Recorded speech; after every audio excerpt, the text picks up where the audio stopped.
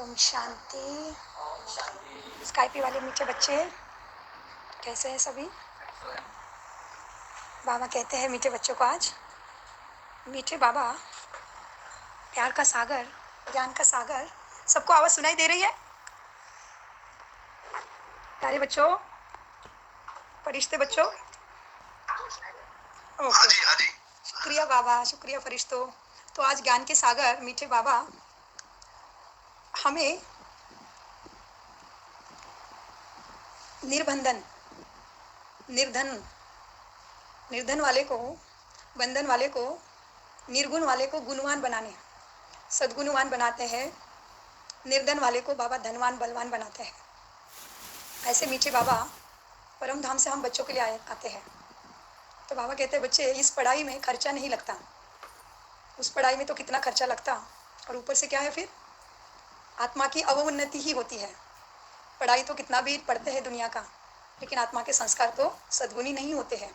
ऊपर से पढ़ने वाला पढ़ा है ज़्यादा, वही ज़्यादा ही विकारों में जाता है, उसको अहंकार ज़्यादा रहता है।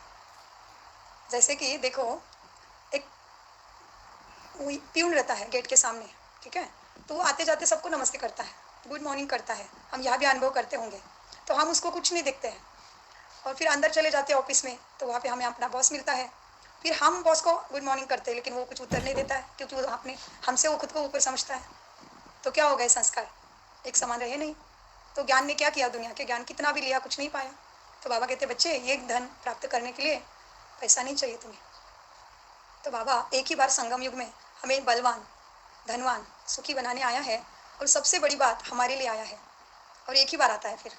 तो इसीलिए आत्मिक स्थिति में आ जाइए, बाबा से पूरा धन, सर्वगुण संपदा लेकर ही रहेंगे। तो मीठे बाबा बच्चों के सम्मुख बाबा कहते हैं बच्चों को महावाक्यों में, आज है 11 अक्टूबर 2023। बाप दादा कहते हैं मीठे बच्चे, यह पढ़ाई बहुत सस्ती और सहज है। पद का आधार गरीबी व साहूकारी पर नहीं, पढ़ाई पर है। इसीलिए पढ़ाई पर पूरा ध्यान दो। दुनिया में कितनी सारी पढ़ाई करके डॉक्टर वगैरह जो भी बनते हैं, कितने लाख आजकल लगते हैं, लेकिन सुख की गारंटी नहीं है जीवन में। और ये पढ़ाई कितनी सस्ती है, तो चेक करना है कि मेरे अंदर सच में बड़प्पन आ रहा है, आत्मा के गुण आ रहे हैं, मैं ठीक से पढ़ रहा हूँ। सस्ती पढ़ाई, अच्छी, सबके लिए एक जैसा पढ़ाई। क्या मैं भी दुनिया के पढ़ने वाले जैसा ही हूँ कि जिस आत्मा के अंदर अच्छे गुण है उससे प्यार है, जो आत्मा के अंदर ड्रामानुसार अभी भी माया की प्रवेशता है तो उससे मुझे नफरत आती है, वो अच्छा नहीं लगता है, ऐसा तो नहीं है ना। देखिए, चेक करना पड़े। तो बाबा कहते हैं मीठे बच्चों, यह पढ़ाई बहुत सस्ती और सहज है। पद का आधार गरीबी व साहूकारी पर नहीं, पढ़ाई पर है। इसलिए पढ़ाई पर पूरा ध्यान दो। प्रश्न है, ज्ञानी तो आत्मा का पहला लक्षण कौन सा है? तो मैं कितनी ज्ञानी बनी हूँ, बड़ी सुंदर मूल्य, एकाग्रता से आत्मिक स्थिति में सुनिए। बाबा कहते हैं ज्ञानी तो आत्मा का पहला लक्षण कौन सा है? उत्तर, वह सभी के साथ अति मीठा व्यवहार करेंगे। अति मीठा व्यवहार करेंगे माना गुण ही देखेंगे, जानेंगे जो भी आत्मा जो भी कर रही है ड्रामा में, उसका रोल है, वो बाबा ने उसको चुना है, तो उसका उस तरह से जरूरत है। सभी आत्माओं की जरूरत है बाबा को राजधानी स्थापन करने के लिए। तो तुरंत सभी सर्वगुण संपन्न तो नहीं बनेंगे ना। तो हम कैसे किसी को अच्छा मेरा ये फेवरेट है, ये मेरी बात सुनता है, ये बहुत गुणी है, और कोई कभी कभी सोचते हैं अरे इतने ऊंचे है, इतने सीनियर है, इनके अंदर गुणी नहीं। मेरे को इतना ही याद रखना है कि हम आत्मा भाई है, परम धाम से पाठ बजाने आए हैं, और उसके गुण। तो इसीलिए बाबा कहते बच्चों उत्तर में, ज्ञानी तो आत्मा के लक्षण, वह सभी के साथ अति मीठा व्यवहार करेंगे माना आत्मिक गुण ही देखेंगे। किसी से दोस्ती, किसी से दुश्मनी रखना, यह ज्ञानी तो आत्मा का लक्षण नहीं है।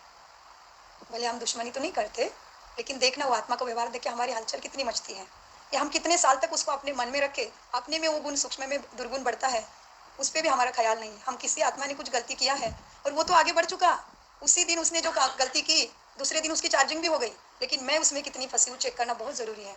तो बाबा कहते हैं वो सभी के साथ अति मीठा व्यवहार करेंगे, किसी से दोस्ती किसी से दुश्मनी रखना, ये ज्ञानी तो आत्मा का लक्षण नहीं है। इसलिए बाबा भगवद गीता में भी कहते हैं ज्ञानी तो आत्मा मुझे अति प्रिय है। बाबा फिर कहते हैं बच्चों, बाप की श्रीमत है बच्चे अति मीठा बनो, प्रैक्टिस करो। मैं आत्मा इस शरीर को चला रही हूँ, अब मुझे घर जाना है।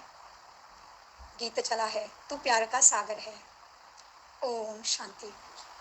हमारा ओम शांति है ना, बड़ा वंडरफुल है। ये कोई ग्रीटिंग या नमस्ते की तरफ से नहीं, तरह से नहीं करना यूज हमें, ओम शांति बोलते हैं हम अपने स्वधर्म में स्थित होने चाहिए कि मेरा स्वधर्म शांति है। इसलिए दादी 3 बार ओम शांति बोलते थे। उसमें क्या याद दिलाते थे हमें? हमें भी वो याद रखना है, मैं कौन, मेरा कौन, मैं कहाँ से आई हूँ। इसलिए 3 बार ओम शांति। तो मीठे बाबा कहते हैं बच्चों ओम शांति। बच्चों ने किसकी महिमा सुनी? निराकार बेहद के बाप की। वो ज्ञान का सागर, ऊंचे से ऊंचा है, उनको ही ऊंचे से ऊंचे बाप कहा जाता है। परम शिक्षक अर्थात ज्ञान का सागर भी कहा जाता है। अभी तुम समझते हो ये महिमा हमारे बाप की है। हमारा बाप, कितनी नशा चढ़नी चाहिए। अभी तुम समझते हो ये महिमा हमारे बाप की है, जिस द्वारा हम बच्चों की भी वही अवस्था होनी है। बाप जैसे बच्चों की अवस्था होनी है। वह बड़े से बड़ा बाप है। इसलिए मुरली के अंत में बहुत सुंदर मेडिटेशन का अभ्यास करेंगे, तो कोशिश करके बनाए रखना अपने को थोड़ी देर मुरली के बाद भी। तो मीठे बच्चों को बाबा कहते जिस द्वारा हम बच्चों के वही अवस्था होनी है। वह बड़े से बड़ा बाप है, कोई साधु सन्यासी तो नहीं है। यह तो बेहद का बाप निराकार परमपिता परमात्मा है। तुम बच्चों के बुद्धि में हैं, यह हमारा बेहद का माता पिता आदि सब है।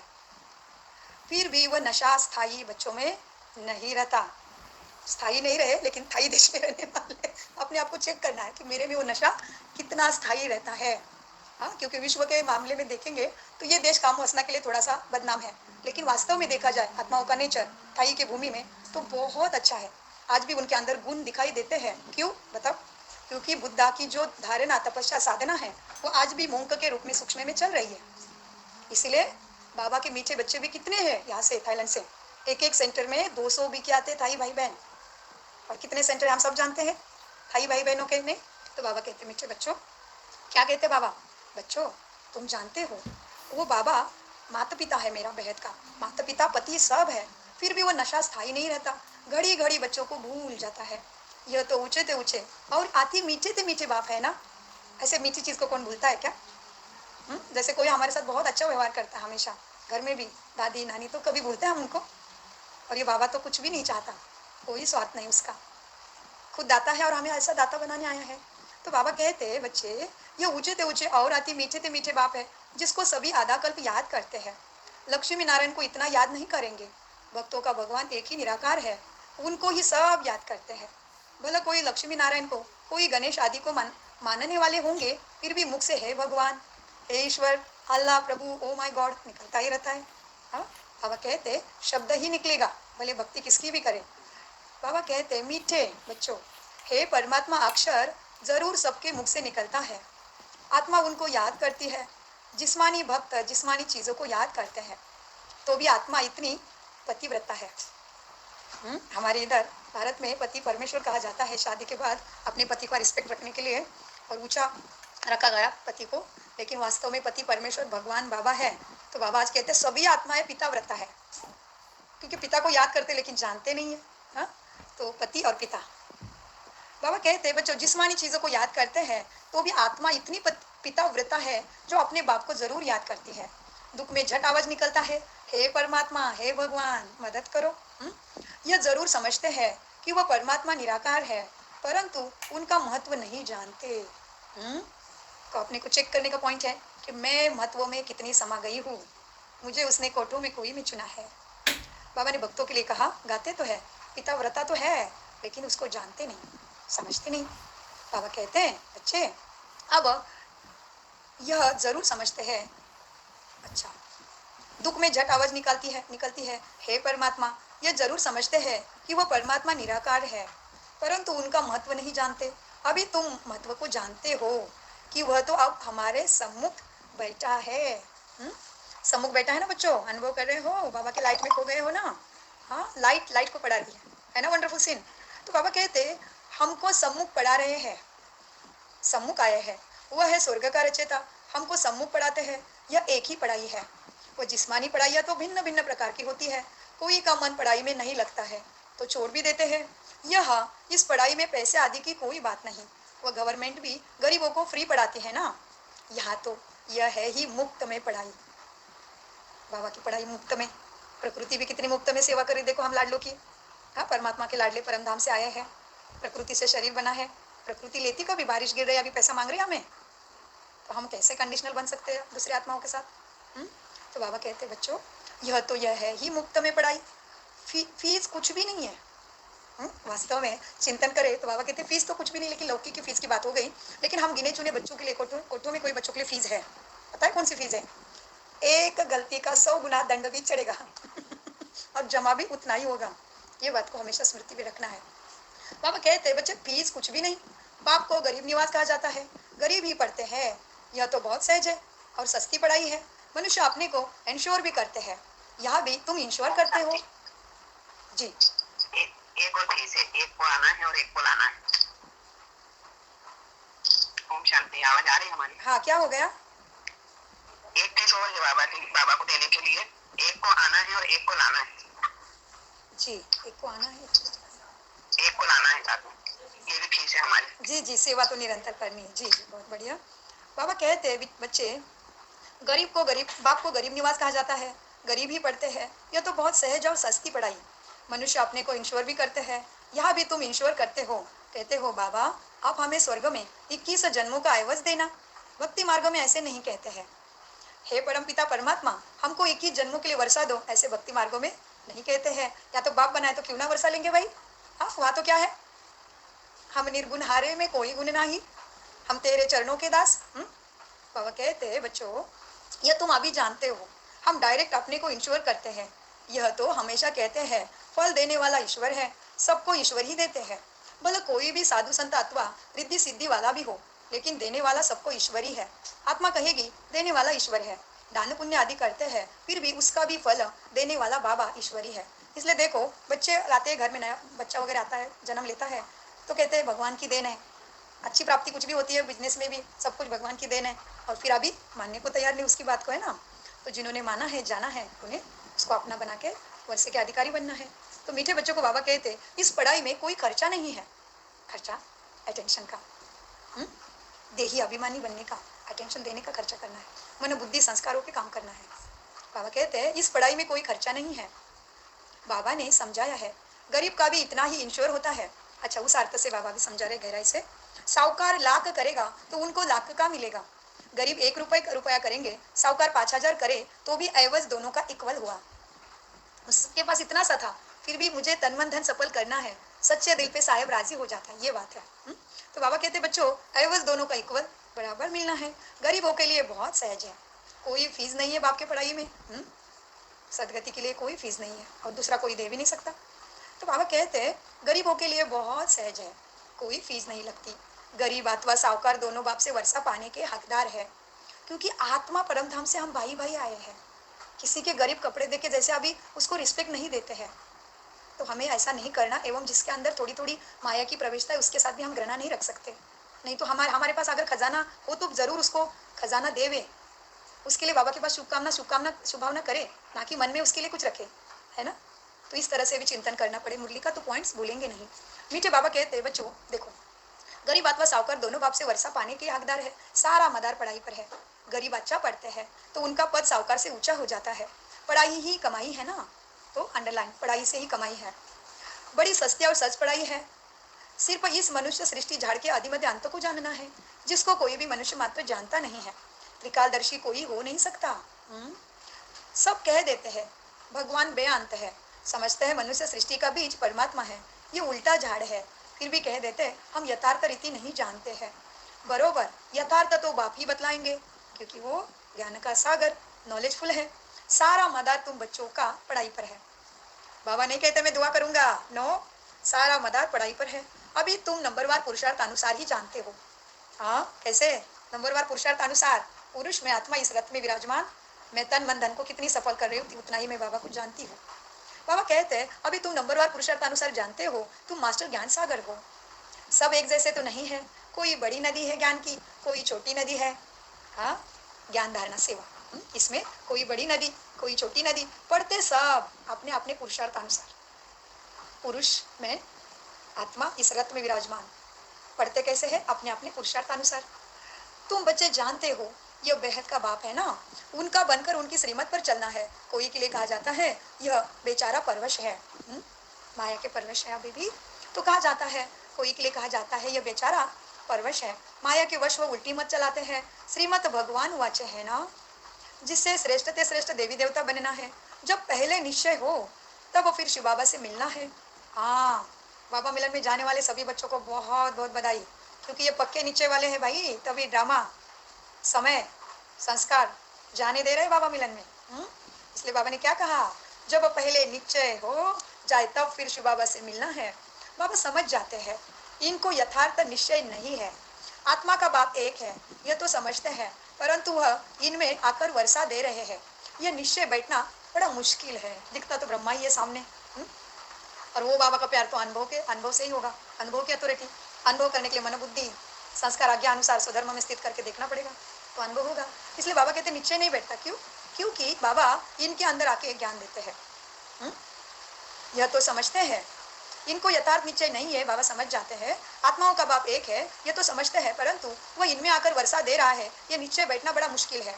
जब यह बुद्धि में बैठे और लिख कर दे, तब बाप के पास लिखत ले आनी चाहिए कि यह आत्मा समझ गई है। बाबा साकार मुरली है ना, यह बुद्धि में बैठे और लिख कर दे, तब बाबा के पास लिखत ले आनी चाहिए। समझेंगे यह तो बराबर ठीक है, इतना समय जो समझते आए हैं सो रॉन्ग है। तो आत्मा जब आती है बाबा के पास, उसकी ज्ञान की ज्योति जग जाती है। हाँ, उसको ज्ञानियों के पंख आ जाते हैं, तो आत्मा समझ जाती है मैं अभी तक भक्ति में जो किया वो मुझे प्राप्ति दिलाने वाला नहीं था, अभी प्राप्ति होगी। हाँ, तो बाबा कहते इतना समय जो समझते आए हैं सो रॉन्ग है, ईश्वर सर्वव्यापी नहीं है। फिर बाबा और गुह्यता में लेके जा रहे, ईश्वर सर्वव्यापी नहीं है, वह तो बेहद का बाप है। बरोबर, भारत को कल्प कल्प संगम पर बेहद का बाप द्वारा वर्षा मिलता है। भारत माँ, सबकी माँ, वो भारत की जो जमीन है उस पर सभी आत्माओं का अधिकार है। इसलिए देवी देवता 9 लाख उसी धरा पे राज्य करेंगे, और फिर ड्रामानुसार अपने अपने पाठानुसार युग में दूसरे शरीर में दूसरे देश में चले जाएंगे। बाबा कहते हैं बच्चे क्या है, बरोबर, भारत को ही कल्प कल्प संगम पर बेहद के बाप द्वारा वर्षा मिलता है, संगम पर, और इसी समय ही मिलता है। अब फिर मिल रहा है, ये लिखना है। बरोबर, बाप संगम पर ही आते हैं, आकर बीके द्वारा स्वर्ग की रचना रचते हैं। बीके है भाई, साधारण नहीं है, ब्रह्मा कुमार कुमारिया, और ये देश तो इतना वंडरफुल है, यहाँ पे सब तरह ब्रह्मा की स्टैचूज है।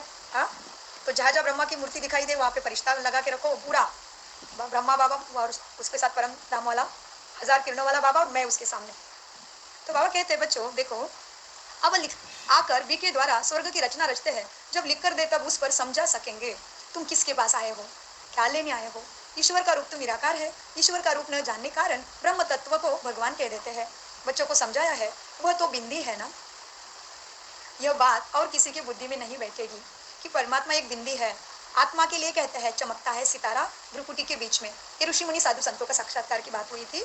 हाँ, और हमने भी सुना है ना बाबा के द्वारा कि ऋषि मुनि साधु संतों जो पर्वत्रता की पालना करते थे, भले ब्रह्म तत्व से योग लगाते थे, लेकिन वो जाते हैं शरीर छोड़ते थे तभी भी सन्नाटा हो जाता था।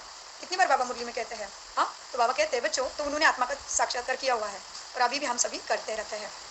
तो बाबा कहते हैं आत्मा के लिए कहते हैं चमकता सितारा भ्रुकुटी के बीच में, वो छोटी सी चीज है, तो विचार करना है पाठधारी कौन। इतनी छोटी आत्मा में कितना अविनाशी पाठ नुदा हुआ है। इन बातों में जब कोई डीप जाए तब उनको समझाना है।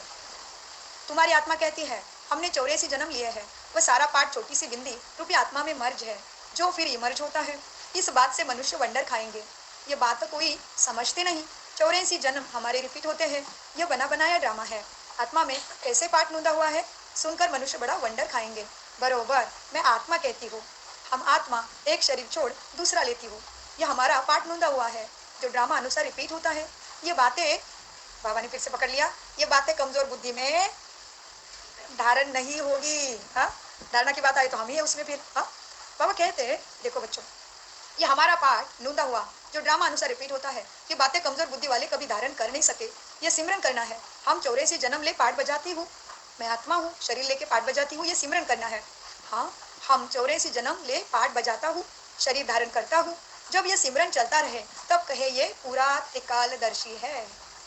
हाँ, तीनों कालों का दर्शन हो रहा है। तो बाबा कहते पूरा त्रिकालदर्शी है, और दूसरे को भी त्रिकालदर्शी बनाने का पुरुषार्थ कर रहे हैं। समझाने की भी बच्चों में हिम्मत चाहिए। हिम्मत है मर्दे। तो समझाने की भी बच्चों में हिम्मत चाहिए। इसलिए बाबा कहते बच्चे, मेरा सच्चा बच्चा होता है ना आज्ञाकारी, उसके अंदर प्रवेश करके मैं समझाता हूँ। कहा है ना बाबा ने कितनी बार मुरली में। इसलिए बाबा कहते बच्चे देखो, अब जब यह सिमरन चलता रहे कि हम आत्मा 84 जन्म शरीर लेके पाठ बजाती है, कहे यह पूरा त्रिकालदर्शी है, और दूसरे को भी त्रिकालदर्शी बनाने का पुरुषार्थ करते हैं। समझाने की भी बच्चों में हिम्मत चाहिए। अंधों की लाठी बन नींद से सुजाग सबको करना है। जाग सजनिया जाग, अभी नई दुनिया स्थापन होती है, पुरानी दुनिया का विनाश हो रहा है। पहले मेरे अंदर से विकारों का विनाश। बाबा कहते हैं पुरानी दुनिया का विनाश हो रहा है। तुमने त्रिमूर्ति ब्रह्मा विष्णु शंकर नाम नहीं सुना है ना? तुमने त्रिमूर्ति ब्रह्मा विष्णु शंकर नाम नहीं सुना है? ब्रह्मा द्वारा स्थापना होती है ना? ये सब ब्रह्मा कुमार कुमारियां है ना? अकेले ब्रह्मा तो नहीं करेंगे स्थापना, प्रजापिता के साथ जरूर ब्रह्मा कुमार कुमारियां होंगे। इनका बाप भी जरूर होगा, तो इनको सिखलाने वाला है ना, ब्रह्मा को भी सिखलाने वाला है। इन ब्रह्मा को तो ज्ञान का सागर नहीं कहेंगे। ब्रह्मा के हाथ में शास्त्र दिखाते हैं, परंतु परमपिता परमात्मा इनमें आकर इन द्वारा सभी वेद शास्त्र का सार तुम्हें बताते हैं। ब्रह्मा शास्त्रों का सार नहीं सुनाते, शिव बाबा सुनाते हैं। वह कहाँ से सीखे जो तुम्हें सुनाए? ब्रह्मा बाबा नहीं सुनाते। बाबा कहते हैं देखो बच्चों, उनका कोई भी बाप व गुरु होगा ना, ब्रह्मा का भी कोई गुरु व बाप होगा, तो वो वेदों का सार नहीं सुना सकते। प्रजापिता तो जरूर मनुष्य होगा, प्रजा का पिता है ना, तो प्रजा इधर है तो पिता भी इधर होगा। तो बाबा कहते प्रजापिता तो जरूर मनुष्य होगा और यहाँ ही होगा। वह ठहरा प्रजा को रचने वाला, उनको क्रिएटर ज्ञान का सागर नॉलेजफुल नहीं कह सकते। ज्ञान सागर परम पिता परमात्मा ही है, वह आकर प्रजापिता ब्रह्मा द्वारा पढ़ाते हैं। इनको ज्ञान का कलश कहा जाता है। ये सारा मदा धारणा पर है, इंश्योर करो न करो ये तुम्हारे ऊपर है। बाबा तो बहुत अच्छी रीति इंश्योर कराते हैं, ब्रह्मा बाबा बहुत अच्छी रीति इंश्योर करते हैं। इंश्योरेंस मैग्नेट है शिव बाबा। भक्ति मार्ग में भी तो ज्ञान मार्ग में भी बाबा इंश्योरेंस मैग्नेट है। बाप को सब आत्माएं भक्ति मार्ग में याद करती है कि बाबा आकर हमको दुख से छुड़ाओ। बाप वर्षा देंगे, या तो शांति धाम या तो सुख धाम भेज देंगे। जिनको शांति का वर्षा मिलना है तो कल्प कल्प वही शांति का वर्षा लेंगे जरूर। तुम अब पुरुषार्थ कर रहे हो, इसलिए सुख का वर्षा पाने के लिए इसमें पढ़ना है और फिर पढ़ाना भी है। जैसे बाप मीठे से मीठा है ना, वैसे उनकी रचना भी मीठे से मीठी है। स्वर्ग कितना मीठा है, तो हम कितने मीठे बने हैं देखना पड़े, तभी मेरे लिए नमस्ते है। हम अभी भी मीठा नहीं बने तो नमस्ते याद प्यार मेरे लिए नहीं है। बाबा कहते हैं बच्चे स्वर्ग कितना मीठा है। नाम स्वर्ग नाम तो सब मुख से लेते रहते हैं। कोई भी मरता है तो कहते हैं स्वर्गवासी हुआ, तो जरूर नरक में था ना, अब स्वर्ग में गया। जानता नहीं है तो भी, जानते नहीं है तो भी कह देते हैं कि स्वर्ग में गया। तो तुमको लिखना चाहिए जरूर स्वर्ग में गया, इसके पूर्व वो नरक में था। हाँ, बाबा कहते तुमको लिखना चाहिए तो जरूर हेल में था ना।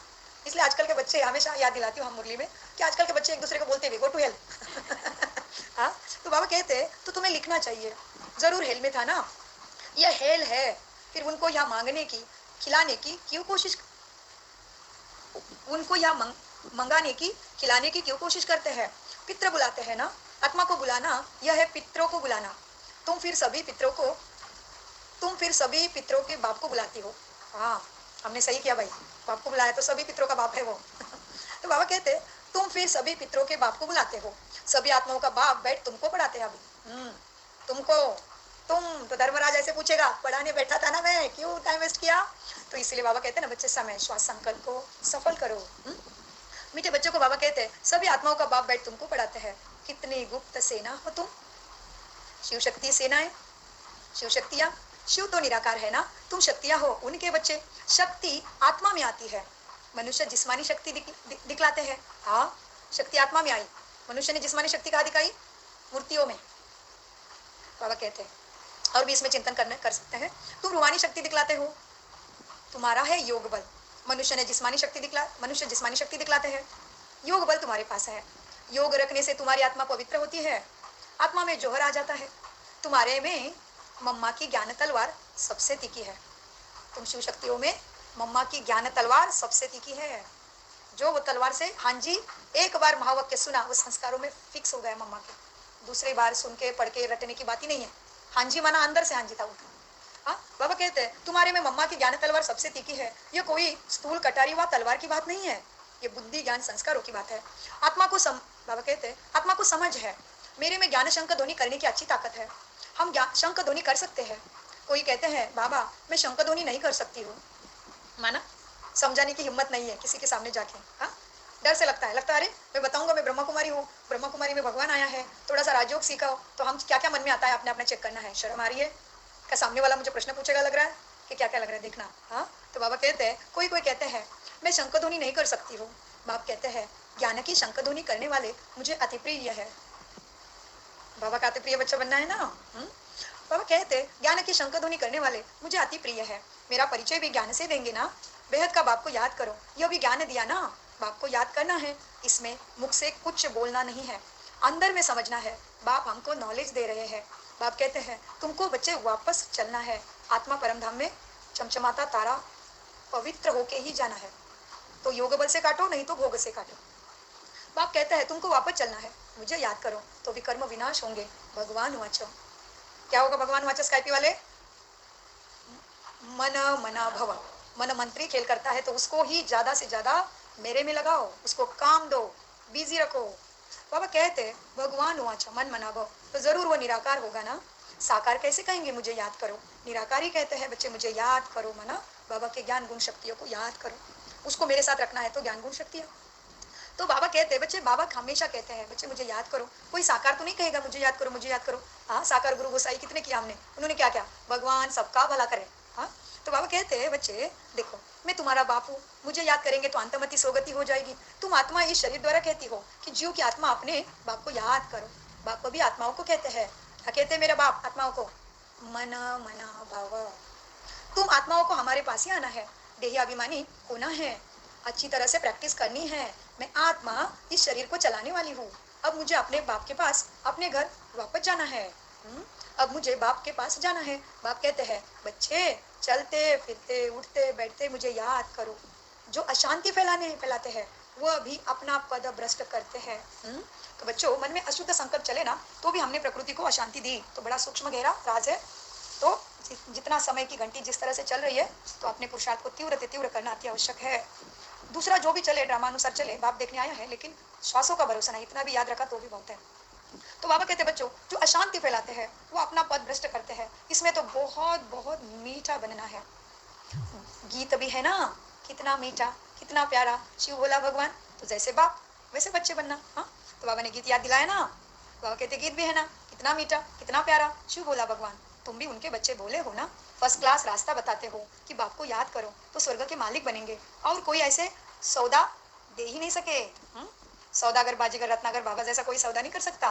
तो बाबा कहते हैं तो बाप को बहुत याद करना चाहिए, जिनसे इतना सुख मिलता है उनको ही याद करते हैं ना। तो उसको कितना याद किया सबने, पतित पावन आओ, आत्माएं पतित बनी है, उनके साथ शरीर भी पतित बना है, आत्मा और शरीर दोनों पतित बने हैं। वो लोग तो कह देते हैं आत्मा निर्लेप है, पतित बन नहीं सकती, परंतु नहीं, आत्मा पतित बन पड़ी है, निर्लेप नहीं है। आत्मा पे निर्लेप लेप से नहीं चढ़ेगा तो खेल ही बिगड़ जाएगा ना, कैसे किसको क्या पद दे, कैसा ड्रामा चलेगा इस सृष्टि रंगमंच पे।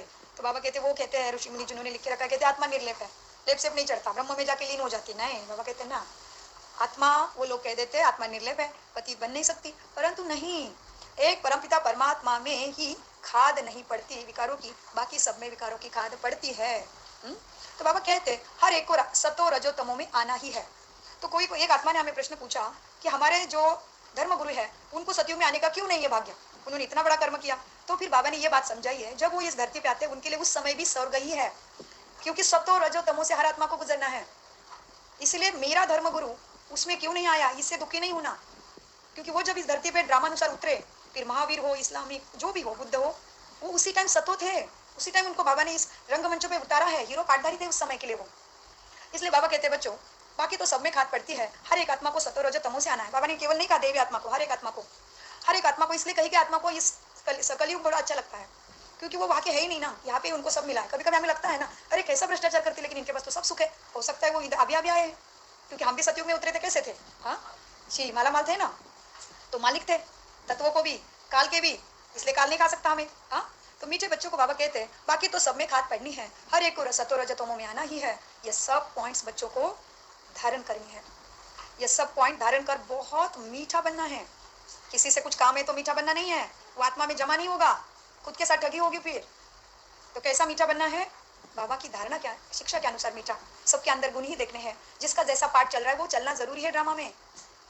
तो बाबा कहते हैं बच्चों ये सब पॉइंट्स धारण कर बहुत मीठा बनना चाहिए। आज अमृत वेले के बाद एक आत्मा का मैसेज आया, हमें परदेश से आया है, बहुत दुख हो रहा है भाभी, हमें बहुत दुख हो रहा है, मैं बहुत दुखी हूँ, मुझे कुछ सूझ नहीं रहा है, काम पे भी जाने का मन नहीं है, इतना दुख दे रहे उधर बच्चों को, जिंदा ही जला रहे हैं। तो फिर हमने उनको सब समझाया, हमने समझाया देखो आत्मा जब शरीर से निकल जाती है तो वो दुख नहीं पाती है, और उसको जिंदा जला जा रहा है बच्चों को, तो वो आत्मा ने ऐसे प्राणी मात्रा को इतना दुख से काटा हुआ होगा, उसने किसी को कभी इतना दुख दिया है। तो हमें वाइब्रेशन में जाना है, वो आत्मा के दुखों में शामिल होने वाली हम रावण की सेना नहीं है, हम राम की सेना है। हमें रावण पर जीत पानी है। तो सामने का दृश्य देख के दुख लगना साजिक है, लेकिन हमें तुरंत अटेंशन में आना है। मेरा रोल क्या है? मुझे वाइब्रेशन का फाउंटेन, वाइब्रेशन की बारिश बरसात वो आत्माओं पे करनी है।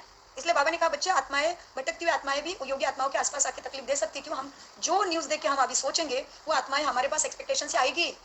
कैसे आएगी सोचो, अभी मंथन करो। जिस तरह से हमें पता है, हम सबका अनुभव है, हम जब किसी मनुष्य को याद करते हैं या हम सोचते हैं मुझे उसको फोन करना है या जो कुछ याद आई किसी कारण से, तो हमें अनुभव है कि उसका फोन आएगा नहीं तो आत्मा मिलेगी। हमें मिलता है कि नहीं? व्यक्ति शरीर में होते हुए, तो फिर शरीर से छोड़ के चली गई आत्मा और हम उसके दुख के ऊपर चिंतन कर रहे हैं, तो सोचो वो हमारे पास क्यों नहीं आएगी? क्योंकि दाता के पास, दाता के बच्चों के पास नहीं आएगी तो किसके पास आएगी?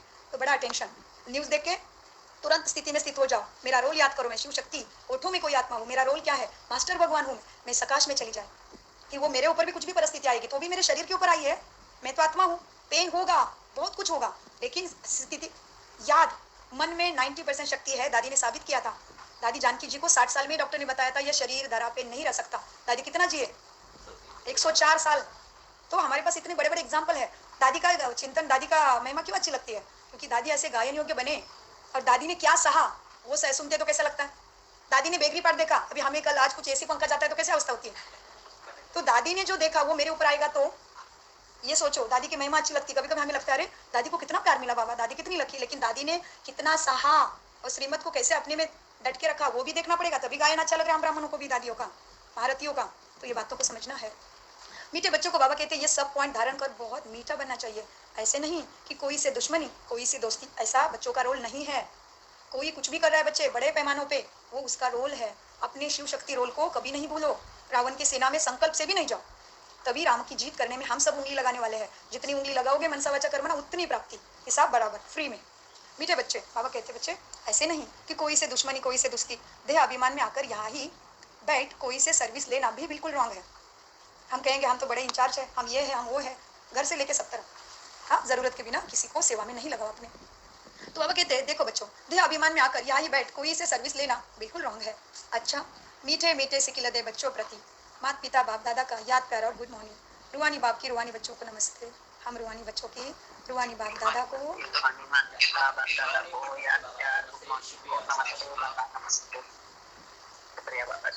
हम है धारणा के साथ सब कुछ समझते और समझाने के योग्य बनते।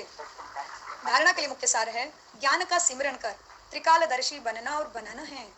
अंधों की लाठी बन उन्हें अज्ञान नींद से सुजाग करना है। नंबर 2, 21 जन्मों के लिए अपना सब कुछ इंश्योर करना है, साथ साथ ज्ञान की शंख ध्वनि भी करनी है। न्यूज देख के फैलाना नहीं है। अज्ञानी का काम ज्ञानी नहीं करेंगे ना। मीठे बाबा का वरदान अपनी जिम्मेवारी के, हाँ कोई न्यूज देख के ब्राह्मणों में जरूर भेजो, ब्राह्मणों के ग्रुप में, ताकि उनको भी सकाश देने के लिए इंस्पिरेशन आएगा। हो सकता है किसी का पुरुषार्थ भी तीव्र हो जाएगा। तो मीठे बच्चों को बाबा वरदान देते हैं अपनी जिम्मेवारियों के सब बोझ बाप को दे, सदा निश्चिंत रहने वाले सफलता मूर्त संपन्न सेवाधारी भव। दूसरे एक बात करेक्शन करेंगे, दुनियाई न्यूज नहीं फैलाना है हमें। अपने मधुबन में जो न्यूज है उसमें से जो भी आते हैं वही देना है। जैसे अपने भी उधर बहुत है इराक में, तो वो न्यूज आई है कि हमारे ब्रह्मा कुमारी सेंटर सभी अच्छे हैं और वो हमेशा कंटिन्यू योग में बैठे हैं, और हमें भी सबको योग की मदद देनी है। बाबा कहते वरदान में अपनी जिम्मेवारी के सब बोझ बाप को दे, सदा निश्चिंत रहने वाले सफलता संपन्न सेवाधारी भव। वरदान का विश्लेषण है जो बच्चे जितना स्वयं हल्के रहते हैं उतना सेवा और स्वयं सदा ऊपर चढ़ते रहते हैं, अर्थात उन्नति को पाते रहते हैं। इसलिए सब जिम्मेदारियों के बोझ सब थोड़ी बहुत नहीं रखना अपने पास, तो बाबा उसके लिए क्या होता है, हमें मददगार होता है, बंद जाता है। बाबा कहते हैं सब जिम्मेवारी के बोझ बाप को देकर स्वयं निष्पूर्ण में रहो। निष्पूर्ण माना उत्साही और उमंग में। इसका दूसरा भी चिंतन हो सकता है समानार्थी शब्दों के अनुसार। बाबा कहते हैं किसी भी प्रकार के मैंपन का बोझ ना हो, सिर्फ याद के नशे में रहो, बाप के साथ कंबाइंड रहो, तो जहाँ बाप है वहाँ सेवा तो स्वतः ही हुई पड़ी है। करण करावनहार करा रहा है तो हल्के भी रहेंगे और सफलता संपन्न भी बन जाएंगे।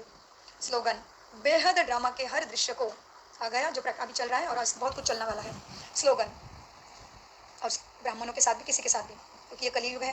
हाँ, तो बाबा कहते स्लोगन बेहद ड्रामा के हर दृश्य को निश्चित जानकर सदा निश्चिंत रहो। ड्रामा में जो भी हो रहा है, जैसा भी हो रहा है वही होना है, उसमें ही कल्याण है। तो मीठे बाबा ने मीठी मीठी मुरली समझाई, तो उसको मीठा मीठा बन के आत्माभिमानी बन के धारण करे और अपने स्वास्थ्य संकल्प को सफल करे।